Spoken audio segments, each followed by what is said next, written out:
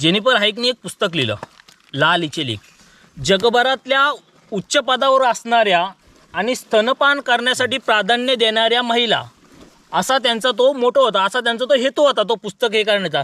त्याच्यामध्ये अनेक महिलांचा त्यांचा उल्लेख होता. आता मागे बदलला, जर्मनीच्या पार्लमेंटमध्ये एक त्यांची जी खासदार का कोण होती, ती जर्मनीच्या पार्लमेंटमध्ये मुलाला स्तनपान करत होती.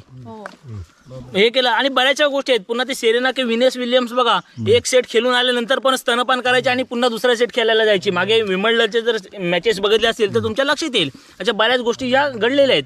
मग त्याचा प्रचार आणि प्रसार व्हावा, कारण बॉडीचा शेप मेंटेन करावा म्हणून बऱ्याचशा स्त्रिया, जे सत्य आहे ते आहे, स्तनपान करायला मागत नाहीत.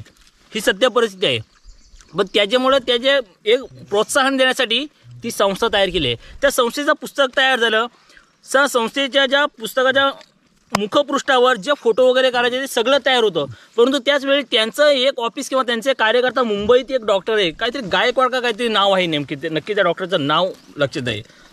त्यांनी ही हिरकणीची कथा, की आमच्याकडे अशी कथा झाली, त्यांनी ती अमेरिकेला मेल केला आणि त्यांना पाठवलं की आमच्याकडे अशी गोष्ट घडलेली आहे हो.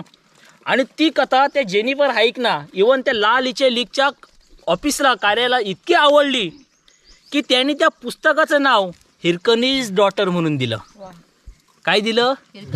हिरकणीज डॉटर, हिरकणीची कन्या. आणि ते इतक्यावरच थांबले नाहीत, त्यांनी त्या मुखपृष्ठावर एका कोपऱ्यामध्ये हिरकणी काढ्याचा फोटो दिला. आणि हा जागतिक गौरव माझ्या हिरकणी मातेचा. इतिहासात पुरावा नाही हिरकणीला. इतिहासात कोणत्याही पानावर कुठेही हिरकणी नाही. नाहीचा अर्थ स्पष्ट आहे, ना आणि ही.